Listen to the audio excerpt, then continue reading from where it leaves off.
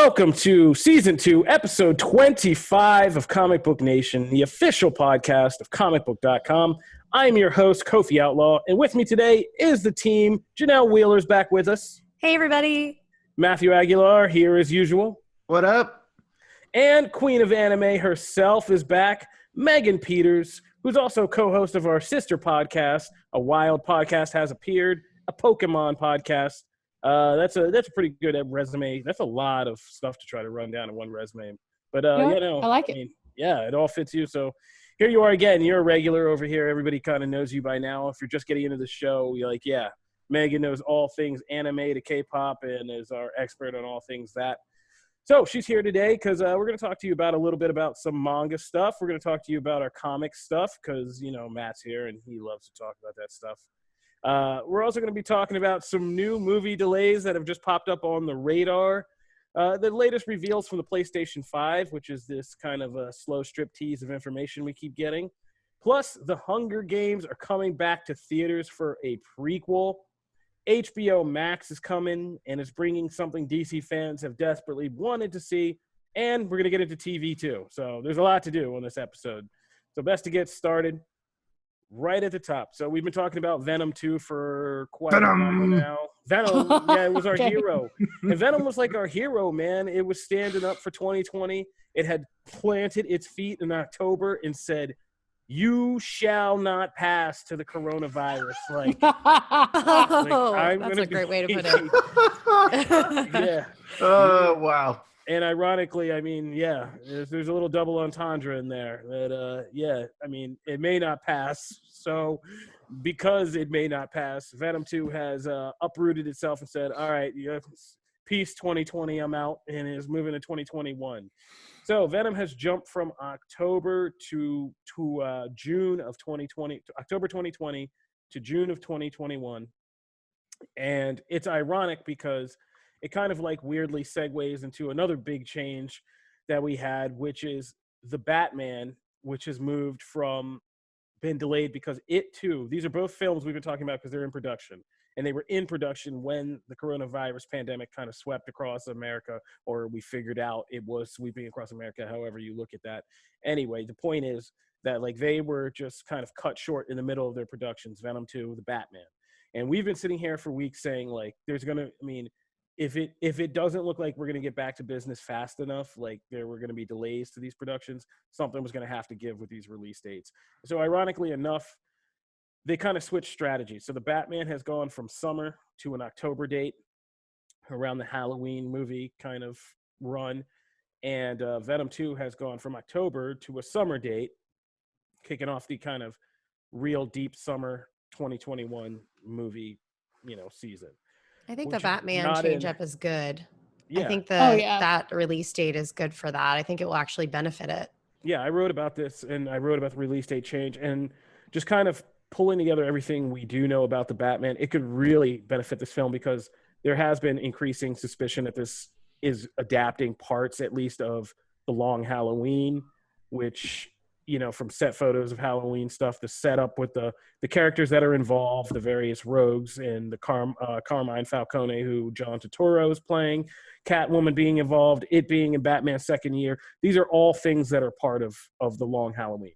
And it's a long investigation that Batman technically doesn't solve. Spoilers on a very old Batman story. But he technically doesn't solve it. So it's also kind of a twisted detective tale with a kind of twist ending to it. So it's the kind of thing that if it is based on The Long Halloween, moving that to October is going to be really good for that movie. And especially if Matt Reeves is going for this film noir, kind of darker, kind of mood, atmospheric kind of Batman world that he's building. I think that'll be a better fit for October. And the marketing just sells itself if it's based on Long Halloween. Time to announce that. Just lean into it and let's start the marketing for that. Venom 2. First of all, let's talk about this title. Matt, I know you have thoughts. Title thoughts. Let there be carnage. It's awful. It's awful. Oh man, it is subjectively. It's subject. Like I'm a punny person. Like I love like little jokes and stuff like that. In my wildest dreams, I never thought Venom would sink so low. But like honestly, I should have expected it. Just oh jeez. Okay, just this doesn't need to be complicated. Like this Carnage rises. All you could really have to do is say Venom 2, Rise of Carnage, whatever. Like make it generic, just put Carnage in there somewhere. But this is like so fan fiction-y. And that's not good fan fiction here, because fan fiction can be great and it can be terrible. This is like bad fan fiction. This is circa like 2003 fanfiction.net, like weird stuff happening. You have absolute carnage, maximum carnage. You have all these. The comics have done it for you. Just don't try so hard. Oh, don't try so hard. This, I feel like this is just going to wind up almost kind of being like the Harley Quinn situation of like Birds of Prey and like the Emancipation. Where they change it. And they dropped, it was such a great title and everyone was like, oh, that's great. But objectively, that's not going to work for you in the end. So they just ended up cutting that end of it off and just being like, Birds of Prey. This is just going to end up being Venom 2 when they start doing things with it. It's so stupid. It's so stupid. It's odd. It sounds like a kid's coloring book or something. I don't know. Yeah, Whoa. What kind of kid I was about to say, wait, where are you shopping for your coloring books? I also have my little cousin watching The Walking Dead, so I'm weird. Dude, it's the worst thing about it is it sounds like it came right out of that post-credit scene with Woody Harrelson in a bad wig. And it's just my gosh, yes. It's like he just said it, and then it just they're going to replay that scene, and then it'll just be right into the title card of this new one, and it's just that's great. It just, If it sucks for posters. You don't need this. If they replay that scene at the beginning of the movie, does it get a Justice League level CGI redo of a different wig? It's got different hair. No, I don't know. Based on what we've seen Woody Harrelson dressed as in this changed movie, his hair. You just don't even bother. Just change his hair. It's cool. People do it, especially right now. People can't get to the hairdresser. They can't. Oh yeah. There you go. Blame it on the quarantining. It's quarantine. Just have a little screen in between the title card and the actual film that says "after quarantine" or something like that. Completely different. He's like, man, it was rough. Make it topical. There you go. Exactly. Yeah, but so Venom 2 is going to be coming in summer, which, I mean, title aside, the main event of Venom versus Carnage and that whole thing, and a Spider-Man possible appearance, that'll be good. I mean, this is going to be a busy summer for Spider-Man potentially, if he's going to be at this whole universe. I mean, we now have Venom 2 coming in 2021. Then Spider-Man's coming after that. I forget when Morbius arrives sometime. You're not alone. Next year. I think it's February maybe. So there's going to be a whole Spider-Man universe by the time we get out of 2021. We should probably spin that out into an article, because I know Jim is going to watch this and be like, you should probably spin that out. Yeah. Maybe this all leads to me getting a Solo or a Cardiac movie. You know what? I appreciate that optimism. Moving right along. There's also some DC movie release changes. The Flash has been changed. So, I mean, the Batman wasn't the only thing that's changed. Their whole production line, of course, had to be rescheduled because of this whole coronavirus pandemic. So the Batman is now coming out in October. The Flash is actually in 2022. The Flash is going to move up from July 2022 to June 2022 to help fill the gap. And Shazam 2 will then be delayed from April of 2022 to November of that year. The Flash does not exist until I actually get a trailer. I agree. The idea of Flash's release date being moved up was not in my cards for the quarantine. If anything, I expected them to be it's out. Just take it off the books. We don't have it ready. And especially after the recent drama with Ezra Miller, I was like, I didn't even think they would want to touch that for right now, because it would bring up some uncomfortable discussions. Right. But the fact that it's moving up has me curious about at least how the creative developments going on behind the scenes of the story that we know has been reworked with all these directors. So I mean, I'm excited for that. I've been very eager to see The Flash since it was announced 30 years ago. It's one of my favorites. And I've been waiting for it. Yeah. So, but now the conversations around it are a little I'm bit really interesting. curious about that. Yeah, like with the drama that is going on with him. Do we have any like updates on that? Is it confirmed? Or I is do. he commenting? I actually do. It's Hollywood. Yeah, it's Hollywood. And it's not the first time, unfortunately, a leading man has choked out a woman. Wait, for anyone who doesn't know what the drama is, can we recap that? Yes, very carefully. So, Ezra Miller was over in Iceland during the quarantine, which was a weird thing in the beginning. But he was out at a bar and had this interaction with this female fan who was allegedly trolling him. Maybe not. Doesn't matter. The point is, there's a video of him kind of grabbing her around the neck and throwing her to the ground. And it caused this big debate about the people who posted on social media said he had lost patience with her because she was making comments to him and kind of attacked her. Other people were saying it was play fighting. It came out that the bar itself said, this was some kind of altercation and they ejected him from the bar. I forget how, if it played. All was involved, possibly. Yeah. Because it was at a bar. Yeah, so he was, there were rumors that he was drunk and then kind of belligerent and then standing barefoot across the bar. There's a lot of accounts.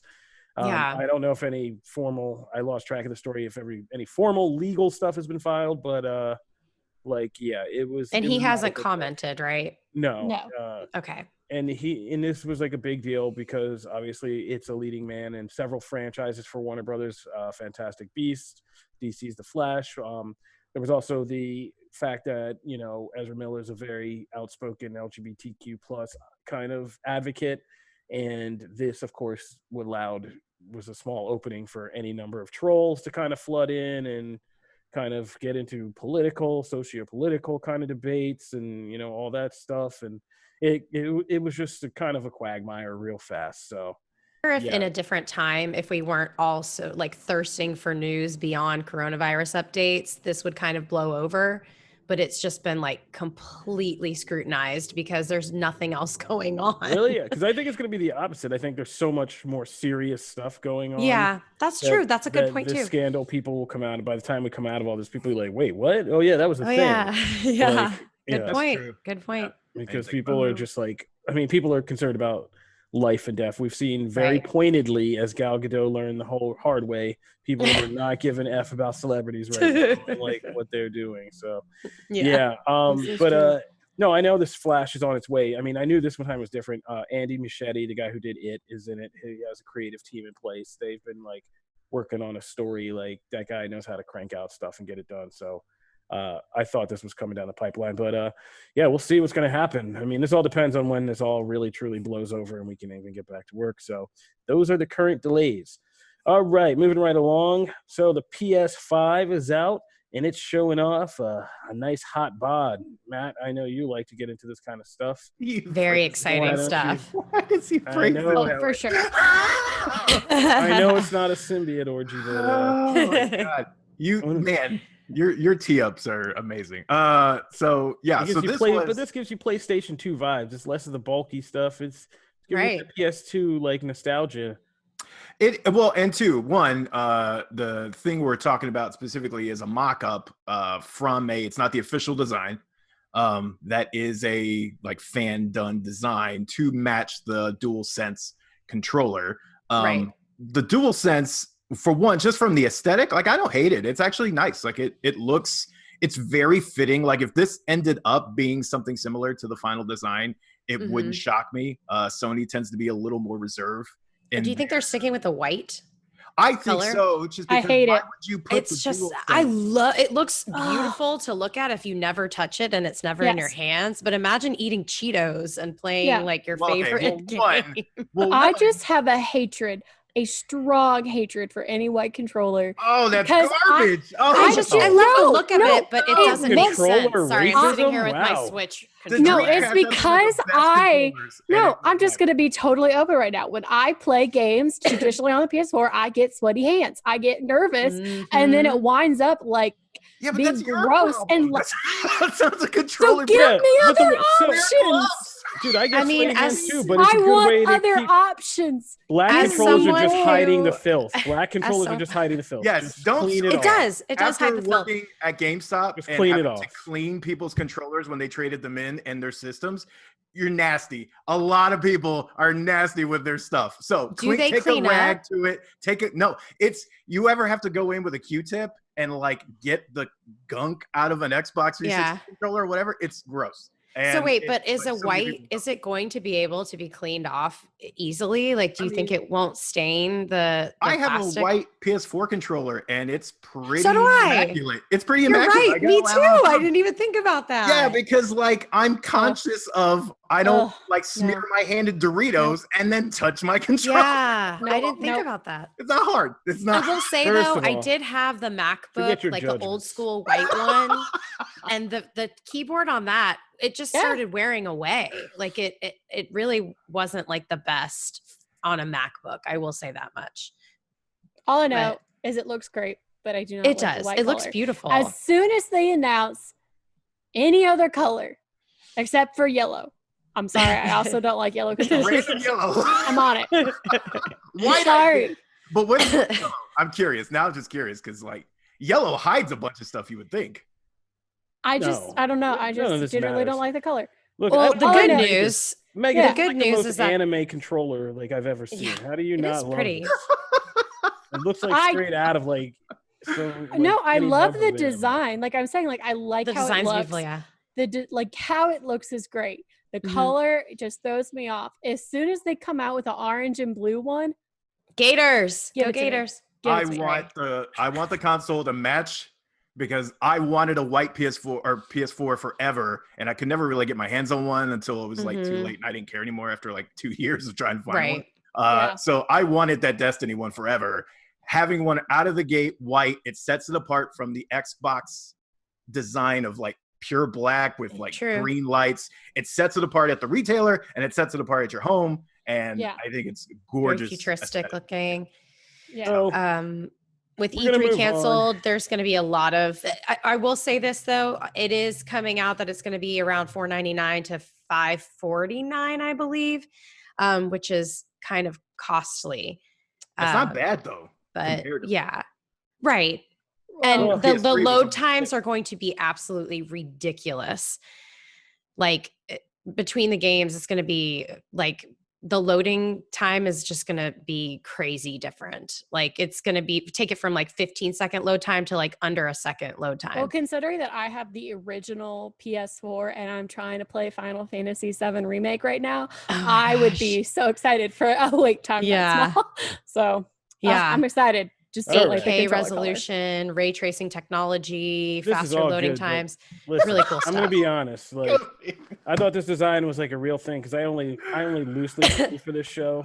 So unlike you dorks, I only like loosely study for this show. So I thought this was a real PS5 design, and I'm just now disappointed that it's not. So this all I think sounds they good, will I think they will showcase it in an event in May. We're still waiting to know like when that's going to be, but because E3 isn't going. We're just waiting for when they're going to announce. All these different companies are going to be announcing things at different times now instead of just 1 week. So that's cool. We'll be getting updates, more spread out. So that's exciting. Now, what these geeks said. Moving on to what we can talk about in the cool kids table. The Hunger Games. Really? Hunger Games is what you put at the cool Hunger kids Games. table? Yeah. That's a Hunger sad Games table. was a school lunchroom wide phenomenon. I like it all, so we're good. I'll take Hunger Games. Hunger Games is PS5. coming back. Yeah, Hunger Games is coming back for a prequel. We did a little thing about the book when it was first announced. It's going to be about President Snow in his youth, and he's apparently like going to be in a more heroic light. And now they're going to be making a movie of it, as we all suspected. And they're bringing back director Francis Lawrence, who did the better Hunger Game movies, Hunger Games Catching Fire, Mockingjay Part 1 and 2, which if you combine them is an all right movie. And the guy who did Constantine, he's going to be coming back and doing this Hunger Games prequel film. It's called The Ballad of Songbirds and Snakes. And it's kind of a guess about how President Snow is coming out of the academy Coriolanus Snow is coming out of the academy as a young man and decides to become a Hunger Games mentor. And I guess this will trace kind of how he went from kind of more of an idealistic young man to the bastard we knew from the Katniss Everdeen Hunger Games trilogy. And God, I don't know if you guys were doing this when Hunger Games started casting. Oh man, this is one of the most annoying casting things in the Lionsgate. I mean, they're just so annoying with this because it just becomes a drip of like, here's somebody from District 1, here's somebody from District 2, here's somebody from District 3, here's somebody from District 4, and it just goes on like this. But I mean, what are you guys thinking? I mean, anybody really excited for this? I just have a question. Is this book out? No, it's coming out. No. Okay, so do we know, like, in kind of what the timeline is between book and movie? Like, when we're going to be getting these things? Fast as hell. Yeah. Yeah. As fast like as around the same time as one another? Let's put it this way. Suzanne Collins was coordinating with the director, Francis Lawrence, before. It is now April, almost May. And wow, it's almost May. Oh my God. Wow. Yeah. Anyway, it's almost May, and they were talking. He was saying that he was talking to her about this back last fall. I mean, before this book was on anybody's radar. So okay, I'm pretty sure that Lionsgate and Suzanne Collins are pretty much. I mean, they George R. Martin'd her. Like, she's working with the studio. Like, okay. So maybe released at the hand. same time as the movie, or just maybe like 1 month before or something? They'll let the book run first, so fans read it, get familiar with what this story is about. And then the movie will be probably out. I mean, they just announced him as director today. So they have the source material. They probably have a script that Suzanne Collins and Michael Arden, who did all the rest of the movies. It's the same team. So everybody knows how to do this. The same team, personally. Yeah. What do you guys think? I mean, I'm excited about the team. Even when it was announced, like with the book, like when we first got that discussion, I was not super into the idea of President Snow. But again, I'm biased because you just learn to hate him so much in the original series, which is a total credit to the creation of that character. For us to hate him so much, I'm curious to see the character arc. More importantly, though, it's kind of following him as he's becoming like a mentor for the Hunger Games. So I'm curious to see how this will differentiate from the original films, because I'm curious to see how much of it will be focused on an actual Hunger Games, how much of it is focused on like the socio-political atmosphere of the districts that he's interacting with. I think there's a lot of history that the franchise never got to explore, which I'm personally excited about. And I do trust Suzanne Collins, so I'm kind of lukewarm about it. I think I need to see a little bit more about it, but my first reaction was I don't hate it, but I don't trust it. Yeah, I mean, I think it all depends on how it relates to modern times and how she's kind of boiling this into a story about how, somebody who's just an ambitious person can take hold of something that's very volatile in society at a time and kind of twist that into power. And I mean, that's essentially what the only real thing I can see this story being about is how did President Snow learn to manipulate media and events and a kind of worn down, kind of tired populace into being enslaved by him and going along with things like the Hunger Games. And how does he come out of being out of the academy with whatever dreams he had of kind of taking hold of that opportunity and kind of doing that is going to be the kind of intrigue. And like Megan said, I think what could be different is instead of seeing like, hey, what's an ancient version of the Hunger Games look like? Like, it'll be like what happens behind the scenes, more of like a Game of Thrones-y thing. Like what happens behind the scenes, like what happens up in the booth when people are making moves and alliances and, sponsoring and doing all that stuff. Like what does the kind of ruling class and the elite class do during all this, and getting more of an insight into that would be something that we haven't seen. So yeah, I mean, I don't know. It could be good. The creative team has done well, so we'll see. Matt, are you mad that there's not going to be any symbiote orgies in this? No, I mean, I don't. I'm kind of where Megan is. Like this has potential, but it's not necessarily like almost every single movie of those, there is a giant sequence where they are participating in the Hunger Games, like aside from like the final one.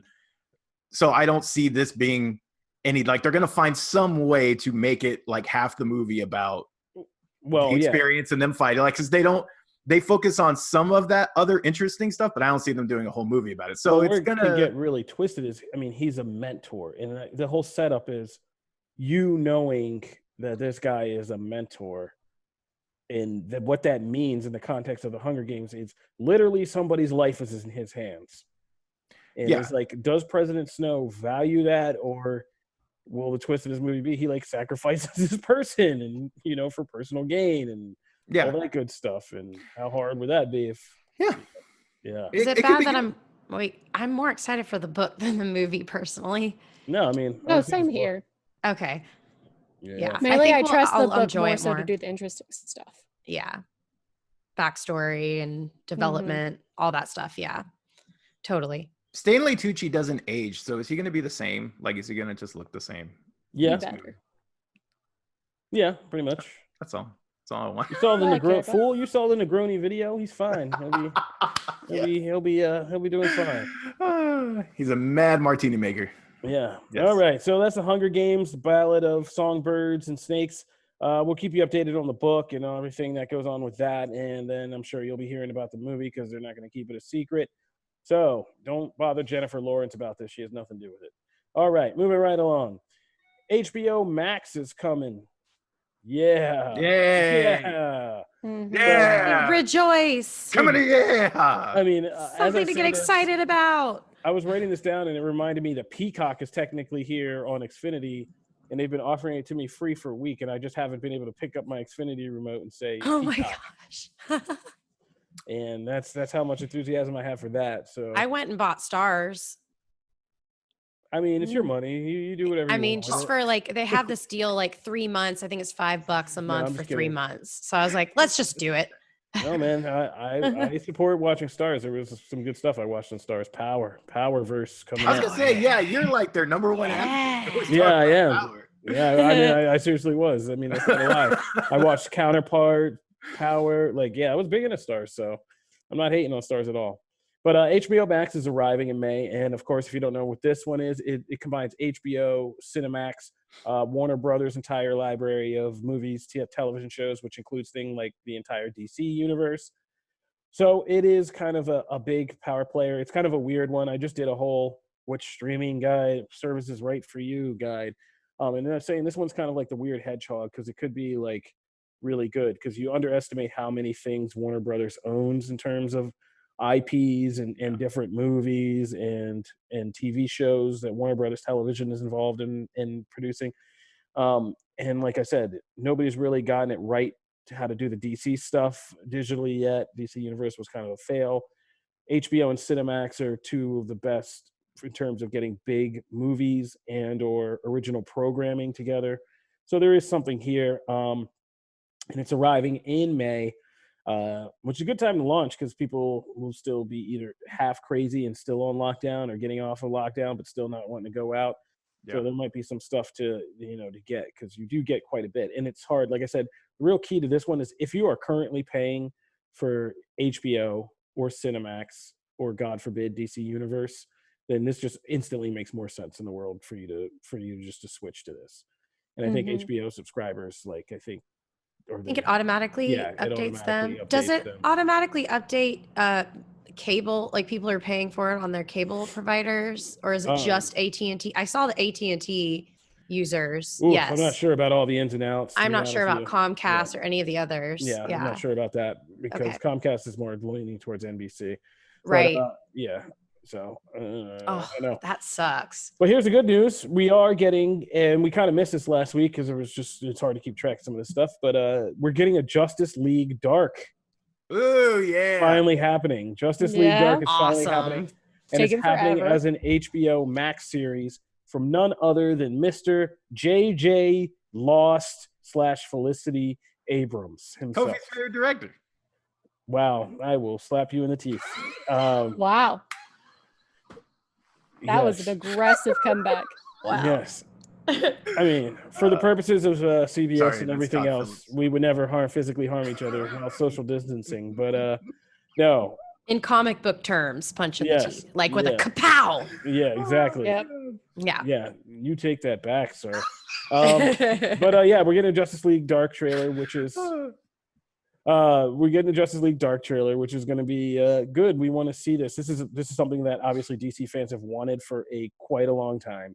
And it almost happened several times. Guillermo del Toro was making a movie. Doug Liman was making a movie. Like, yeah, everybody's doing the movie, but it's not happening. It's coming to HBO Max, which is a smart play because, damn it, now I have to like see HBO Max because I have to watch this. Yep. And see what it is, because it feels like the next evolution of DC Universe, which was to me already an evolution, a step above the Arrowverse. And this seems like kind of like maybe the middle ground, like a good series that's adult enough, but like doesn't have to go for the like Batmans of a whole DC Universe. We're so bad. Hard Titans. Yeah, oof. But I love Titans, and it's still Titans is still here. It's not going anywhere.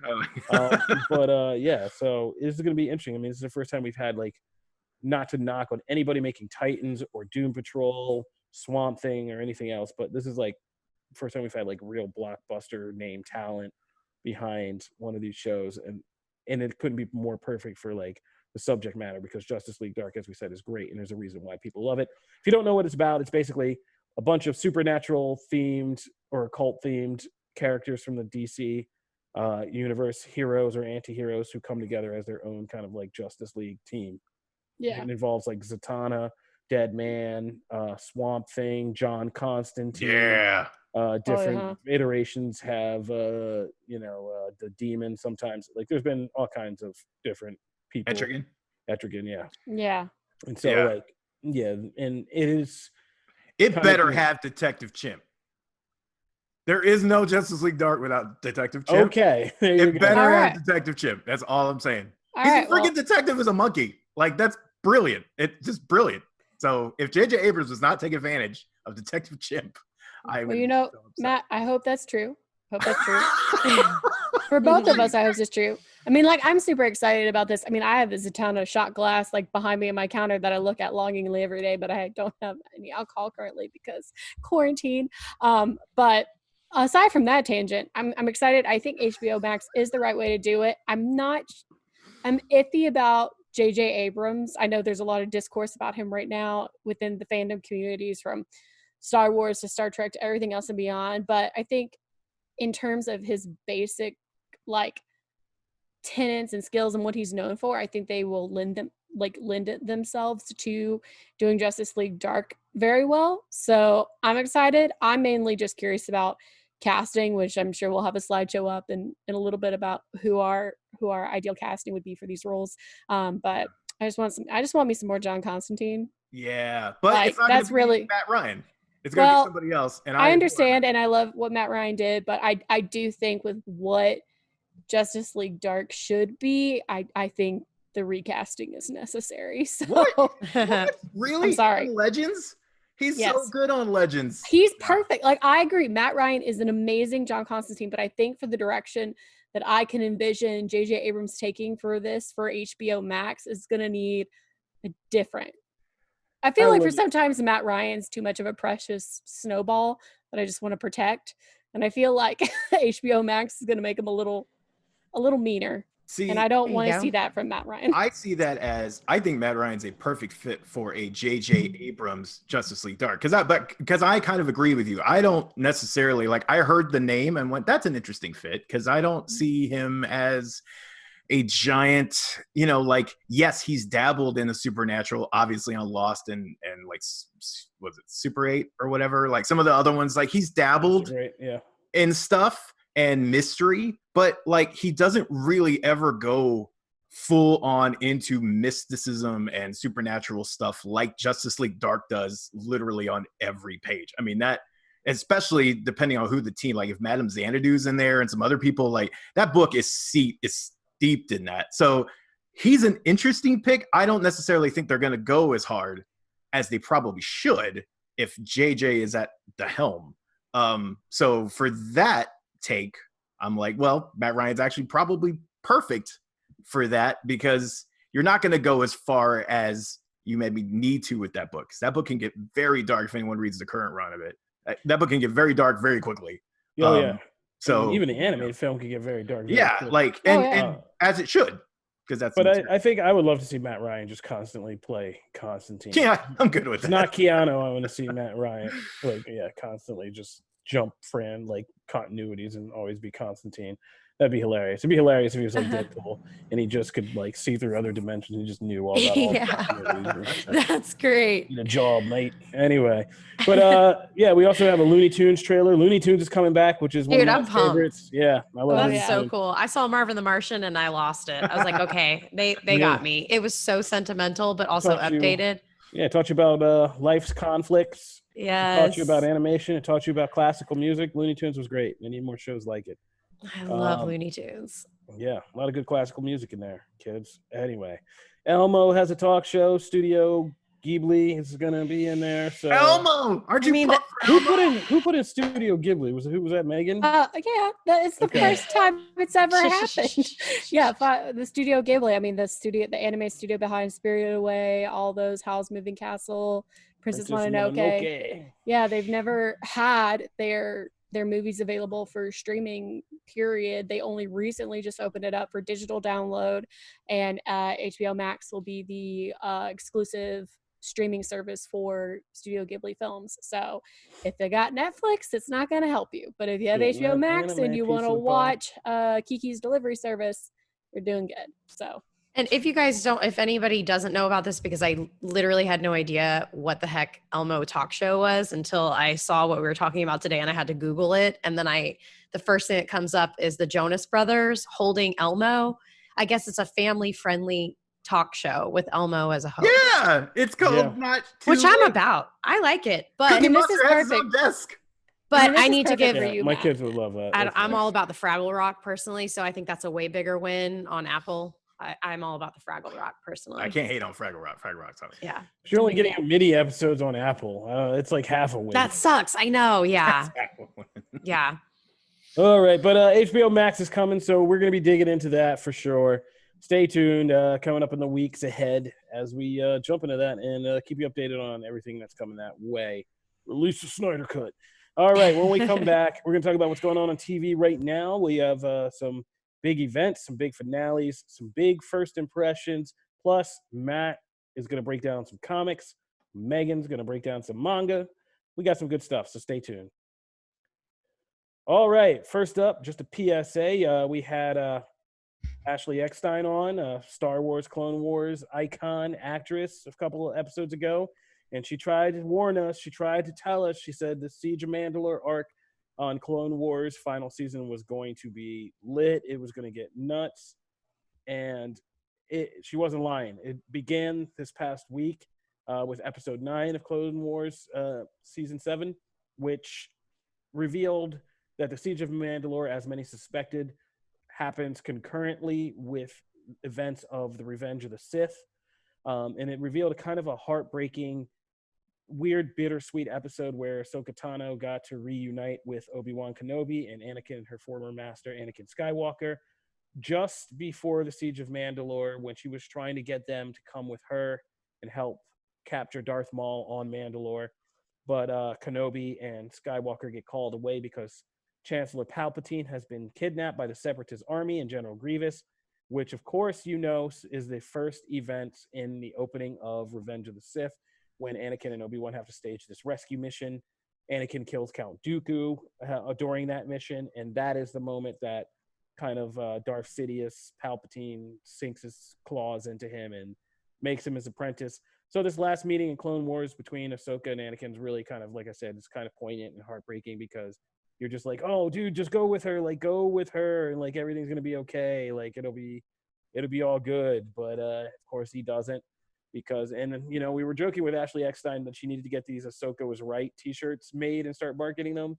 But she really does, because I mean, she tried to warn the Jedi that they become too political. They were getting too much into political stuff, and like this was like the right thing to be doing, was stopping somebody like Maul.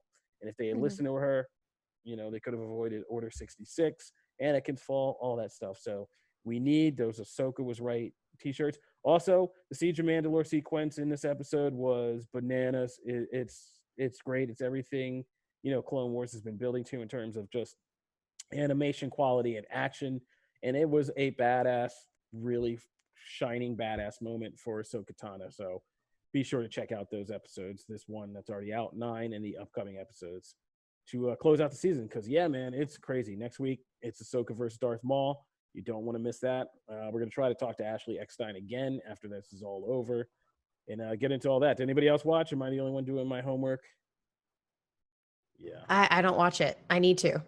I haven't caught up so far. I mean, I'm a huge Clone Wars fan. I just haven't been able to watch any of this season so far, with the anime season kind of happening concurrently. But Ahsoka is just general Star Wars queen. So everything you've just said has made me super excited to watch. That's awesome. I'm more about the Westworld hype right now. Well, there's not even a comparison. Oh, I know there's not. It's just that's the one I'm up to date on. All right, that's fine.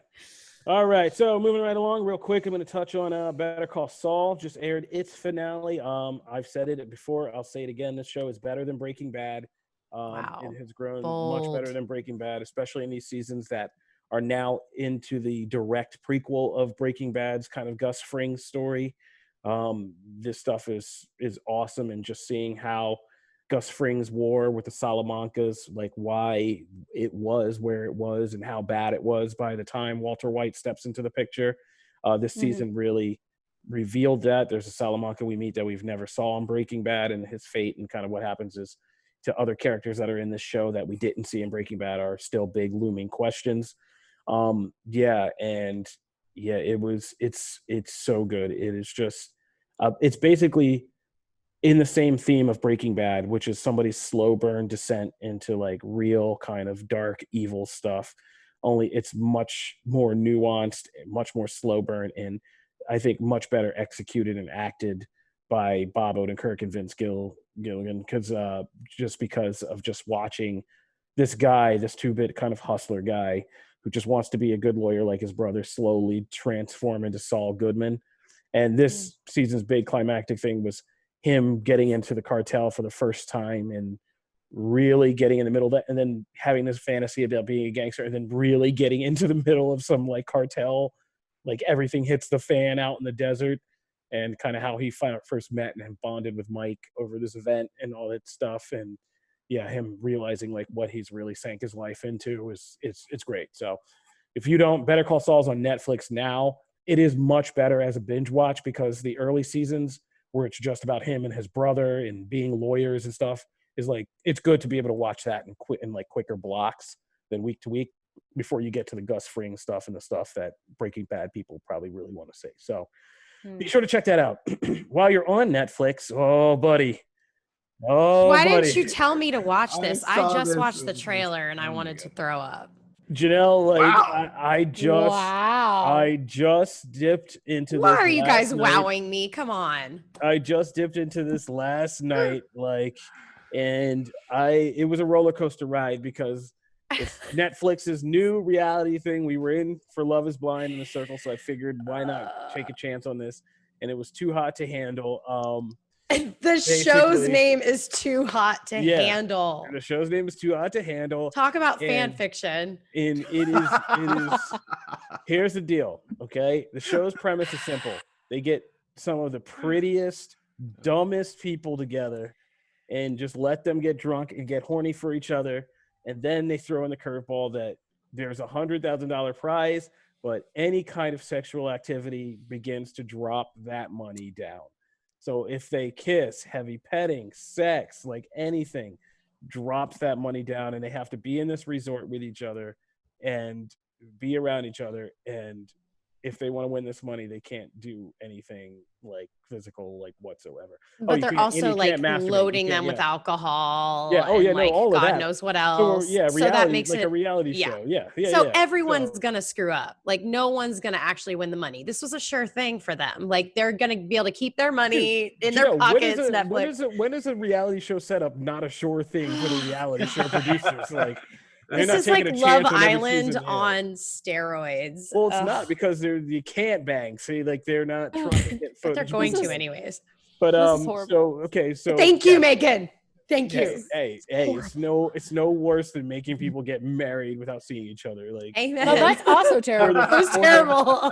Or the fake story of falling in love that all of America tunes into. Like, Bachelorette, Wait, whoa, yeah. whoa. Bachelor in Paradise. Listen, I love them all. They're terrible. So They're like, like let's not split eating hairs. There was Cheetos. no reason for the Bachelor blasphemy here. There was no Anyway, so we should there's all no eat reason- carrots, but we always like Cheetos because There's no they're reason. bad for us. My thing is like, once you're into reality shows, you're just into reality shows. Let's This is not true. split hairs. Especially that All right. genre, the dating genre. Now, here's the thing. This is why I brought love that Too Hot to Handle. I'm so I glad you watched brought the it up. first You were the only reason episode. why I know about these, by the way. Okay. It's you. You're the reason why I watch these. Hey, I am a connoisseur of all things media. This is how I do my job properly. But listen, so here's the deal. You watch this first episode, and yes, you hate all these people. You within, like, I looked at my wife and I said, holy crap, like every single one of these people has said a red flag thing within 5 seconds of them opening their mouths. And I was like, wow, every single one of these people, like, I mean, one guy, the big guy, refers to himself as a king of the jungle and has a lion tattoo and refers to himself in the third person, all within his first monologue. And I was just like, wow. Yeah, there's airheads, there's like a girl who I think wants to be Kim Kardashian. Like, yeah, it's but what, so I was like, all the way through this first episode, I was like, oh man, I don't know if I could do this, because there's not even like one person I can cling to and identify with in the show. Like, I mean, Chloe, who's this English kind of 20-year-old airhead, is funny, so like I guess there's that. But I was like, there's nothing I can like. However, and here's the caveat right here. I almost said Kavit again. They would have roasted me. But when the twist comes in, when they find out that they can't bang each other, the looks on these people's faces and what happens to these people, these like pretty little idiots who are used to just running around drinking and screwing whoever they want, like just the torment on their faces is the schadenfreude that made me want to come back and definitely check out episode 2. Because 2 of them were like literally sneaking into a bungalow to bang when the weird little Alexa thing like comes up and like interrupts them. And in that circle, they just look like they want to cry and get as far apart from each other as humanly possible in that moment. And that's exactly it. The schadenfreude of that is now you get to see all these little pretty little idiots squirm, and like that's what I want to tune in. If anyone wants to skip watching the show, you can just watch the trailer because they show that moment in the trailer. Yeah, basically. Dude, this has this has tried to autoplay like numerous times. You know, Netflix does a thing where like shows the giant screen. And I've almost clicked on it like 4 times. And I'm like, no, this looks terrible. But I can't judge it because then I ended up getting sucked into that first episode of that stupid Bachelor spinoff where they're all singers. And oh no, you started watching it? Yeah, so I forget the name of it. It's like my worst nightmare living in Nashville. That so show. I can't judge it. So I cannot judge it. I swear to God, they made that show because so many Bachelor and Bachelorettes moved to Nashville after they're on the show. It's so terrible, and I watched the first episode, so I will probably watch the second one. So I will give this one a shot because at least this one has like an interesting like premise. I was cackling maniacally. All right, I'm watching it. I'm sold. I was just like, oh my God. Because you ever see people who aren't good at the thinking, like trying to like go a bunch of thoughts and emotions in one moment. And they're just like, they have no idea. Their entire worldview just gets shifted. And I couldn't stop laughing. And yeah. But yeah, these people, I mean, you got to just play a drinking game. Bring yourself a drink. And every time you hear something that would be an immediate red flag to you in a bar, if somebody said it to you, approaching you to talk, like, just take a drink and see how drunk you get by the end of this first episode. That's awesome. I mean, if I could get my hands on Eddie with my Zatanna shot. I will say, like, it did all the makeout scenes I covered my eyes for. Oh my gosh. Awkward or uncomfortable. I'm not very good with it. And yeah, oh God, I was just like, in a coronavirus era, I was just like, I can't watch this. Yeah, I didn't even think about that. Not social distance approved. Yeah, the lines that came before the makeout was when I started covering my eyes, if we're all being honest. Like, yeah, there's a lot of like just staring and talking and blah, blah, blah, blah, blah, blah, blah. And we're trying to be witty conversation, and I just want to kill myself. But like, you got to just get to the end of that first episode because the turn is great, and I want to see where this goes. Because then it gets competitive because there's like games that they introduce, like if certain people, you can screw other people over for the money by doing certain things. It gets really crazy. So I'm gonna check this out. Netflix has not let us down in this quarantine. Thank you, Netflix. They have been there for us, and I trust in this trash. I trust in Netflix. That's great. All right, I feel I'm spent. Okay. Matt.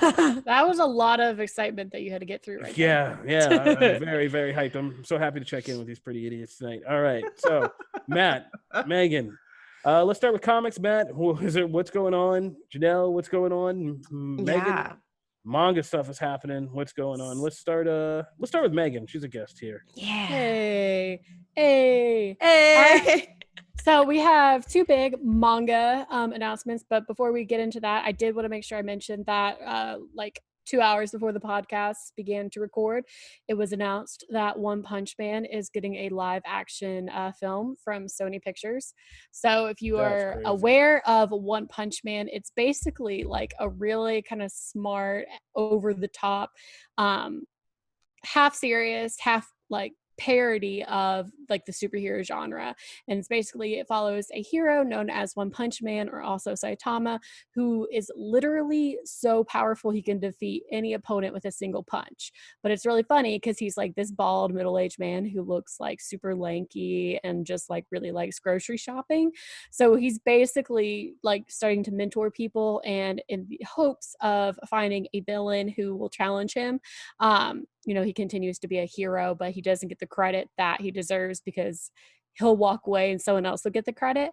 So I'm interested to see how that's going to work out. But in terms of actual manga, in the past week, we had a couple of delays because of the coronavirus pandemic, but we did get new chapters of Boruto, Naruto Next Generation, and Dragon Ball Super.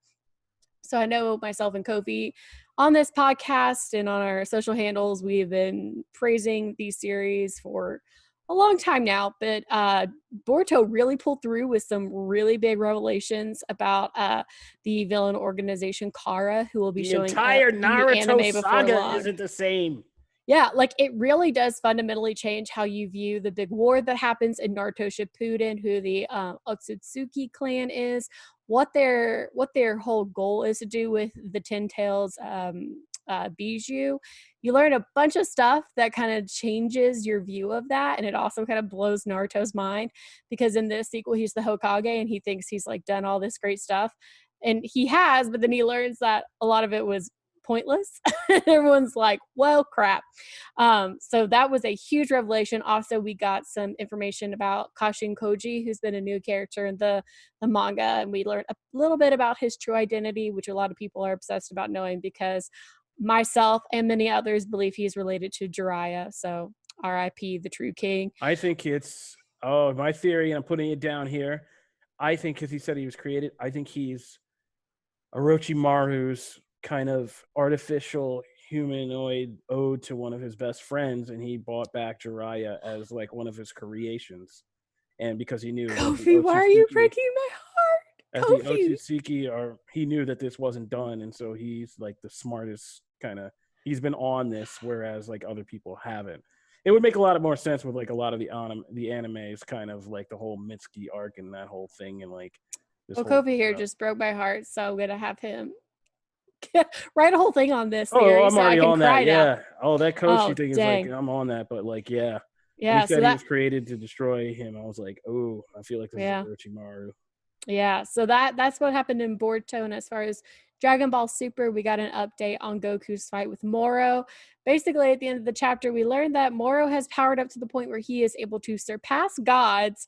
So basically, power scaling doesn't exist in Dragon Ball, if it ever did, to be honest with you. But Moro is stupid powerful now. Vegeta is still off-planet training. So traditionally, it looks like Goku's going to get into a pinch, and Vegeta's going to come in and kind of try to like save the day. But you know, ultimately, he's not going to get that win in. He might get to share it with Goku, but unless something drastic changes, I don't think our Prince of the Saiyans is going to come out on top. But those two chapters were really good. And later today, we should actually timely enough, beginning the new chapter of One Punch Man. So we have a bunch of good manga to be looking forward to right now. Demon Slayer is also causing some controversy right now. Yeah, Demon Slayer, obviously, it's one of those series that's like super popular. It's the best-selling series in Japan right now, and it's one of the best-selling series in America, given how good its anime was. But the last few chapters and what it's done with Tanjiro and his kind of undead battling has, in the words of my colleague Nick Valdez, been insanely stupid. So if you are caught up with Demon Slayer, we definitely have some thoughts, and we're definitely covering those over on the anime channel. But I'm kind of worried that the popularity is getting to Demon Slayer's head. I'm kind of worried that they're just trying to pull out enough, revivals and give me's and stuff like that to keep the series going because it's selling so well. Because originally Demon Slayer wasn't supposed to be a super long series, but now that it's been doing so stupidly well and making goo gobs of money, it kind of just feels like they are doing some cash grabbing right now. So we'll see if they can kind of turn that reputation around. I'm a huge fan of Demon Slayer, so I see this all with love. But yeah, Tanjiro needs to reevaluate some things in his life right now. Finally, we got to move on to Matt. But also, if you guys aren't checking out My Hero Academia, it's finally gotten real in My Hero Academia. There's a legit war. People are bleeding. People are dying. And big things are happening. So keep an eye on that as well. And this is a time, like we said at the beginning of this quarantine stuff, if you're not breaking into stuff like manga, that Shonen Jump subscription is worth all the comics in the world, especially right now with the industry shut down. So check that out. But speaking of comics, Matt, what do you got for us? Well, so speaking of comics, one of the bigger things that kind of broke towards the end of last week and early this week is that there will be new DC comics starting next week, actually.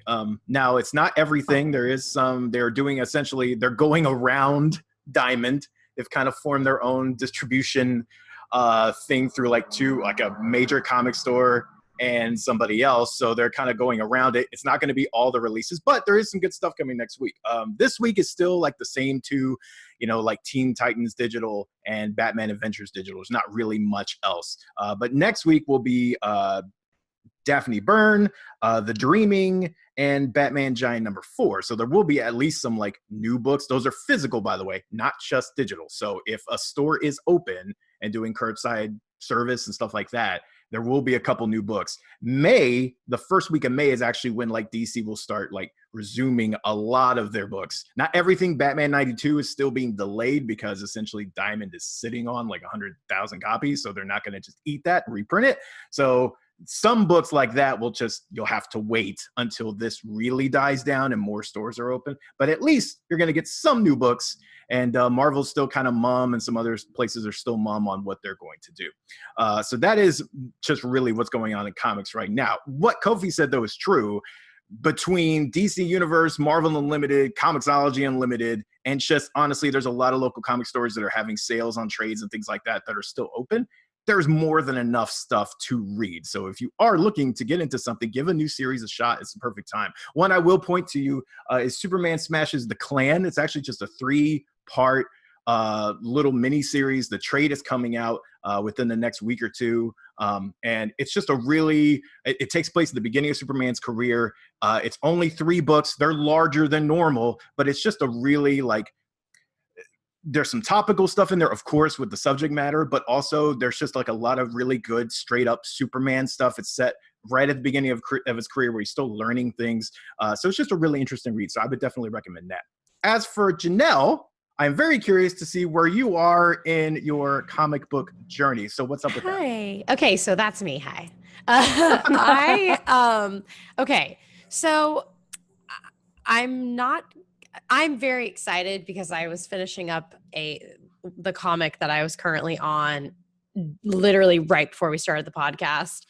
And I know you probably think I would be further progressed, but I kind of just browsed through a lot of these, the second link you gave me, which has a ton, I think there's almost 200 pages to read. So I honestly just sunk my teeth and just started reading fully, and taking in the Doctor Strange Sorcerer Supreme.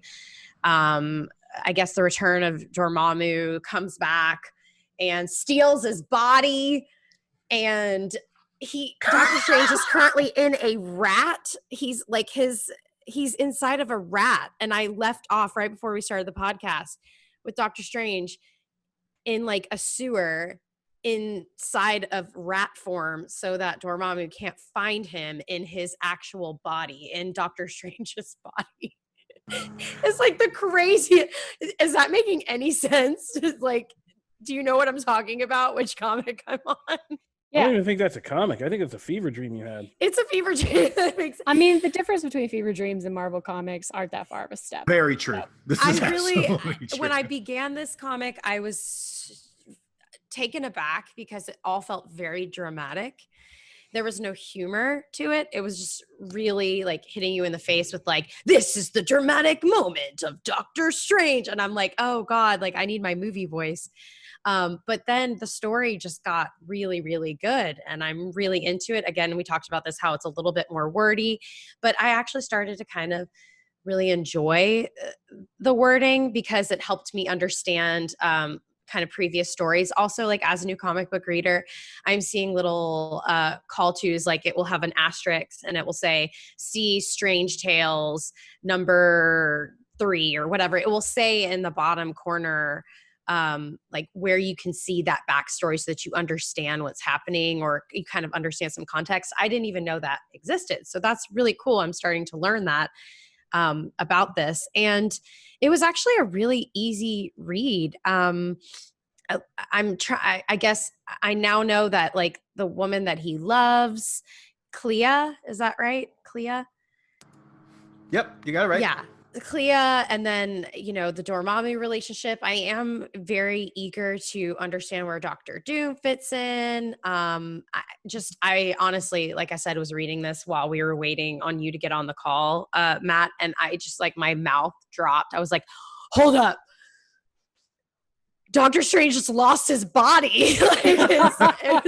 I had like a moment. So, you know, and he faked his own death, and it's a lot of information in just a few pages. I think it's like 34 pages, maybe 32. Yeah. And dude, I like it. I'm into it. I think I need to be in the right headspace when I get into this. And because we're like in this really like this time that I have a lot of time to sit and really read it, and kind of I've had to reread a few sections so that because I don't have that context with the other, like, you know, Fantastic Four is at the funeral and all of these other people that I guess have been related to him in other comics. I'm still figuring out those relationships, and I'm curious to kind of expand upon that and see where he has slid into other superhero stories and things like that. So I'm loving it. I'm awesome. Pumped. Dude, I love it. I'm so excited. I'm going to end this call and I'm going to read the next one and I'm going to read all the way through this whole series for sure. Yeah, that's awesome. Yeah. And very much so. It's like you're pretty much on the nose as far as like those early books, and even not even early books. Just there's a certain kind of chunk of comic book time where everything's a lot more melodramatic, a lot more self-serious. You just have to. You have to be prepared for it. It's not bad. You just have to be prepared. Because I did kind of sneak forward. We talked about it a bunch, and I went into the next one. It's a mini series, Doctor Strange: The Oath, 2006-2007. Yes. I read like maybe a few pages into that just to kind of get it, and it felt more humorous and lighthearted. Yeah. So, and that's honestly where, and for me, like, there's some things I put in there in the breakdown that were like kind of required reading because they're backstory. Of a lot of Doctor Strange characters. Yeah, it's a lot of backstory and stuff you kind of need to know. But as far as stuff I like to read of him, that's not necessarily one of them. I like the more humorous stuff because I think that same personality. So But I also like, it's hard to switch gears when like the first one you signed me to read, like I loved it so much. So switching gears is a little tough. It took me a while to kind of ease into this style and like this verbiage and stuff, but I am really enjoying it. I'm super enjoying it. Yay. So I love it. All I'm right. pumped. Not to cut you short, but I'm going to cut you short. We're going to check in and see where Janelle is next week. And that'll do it for this episode. So this has been Comic Book Nation. This has been our latest quarantine episode. If you're just now getting into the show because you have nothing else to do, We put up new episodes every Wednesday, every Friday on Comicbook.com. You can subscribe to our RSS feed and get new episodes of the show. You can also subscribe on your favorite podcast listening platforms. We are on iTunes Podcast, Spotify, Stitcher, iHeartRadio, Google Podcast, and Google Playlists. Or you can find video of the show on YouTube, the Comicbook.com YouTube page, or you can see us when we go on Facebook Live every Wednesday and every Friday and catch up with video of the show there. If you want to catch up with any of us about anything we talk about, pitch topics, pick grenade topics that we can argue about, or just touch base with us and say what's up, you can always find us at the hashtag ComicBookNation, or hanging around any one of our Comicbook.com quarantine watch parties, which are still ongoing. I think we just did a Broly Dragon Ball Super one. We just did a Walking Dead one. We got some more big movie ones coming up, so stay tuned to that quarantine watch party hashtag as well. If you want to get in touch with me, you can find me at Kofi Outlaw. You can find me at Janelle Wheeler and also on Twitch. And I've seen some of you coming in from the podcast. Thank you so much. You guys are super cool. You can hit me up at Matt Aguilar CB. And you can hit me up on Twitter at Megan Peters CB. All right, that'll do it for this episode. If you guys are just tuning into the show, also, we're going to be coming up on a review rundown where we read reviews of the show on iTunes and send you guys some t-shirts. Yeah, we're getting close. It's that time. Soon. We'll be back in the office before you know it. And once we decontaminate all our wardrobe, we will be able to send out some t-shirts to everybody. So leave those 5-star reviews. I've seen them building on iTunes. I want to encourage you to keep building them up. And so we can get back and do a nice little review. We need a jingle. We need a reviews jingle. Stop it. We're getting on it. We're done. Thank you. Stop it. Stop it. All right. We're getting out of here now. That's been it. This is Comic Book Nation. We're done. This is done. Bye. Peace. Deuces.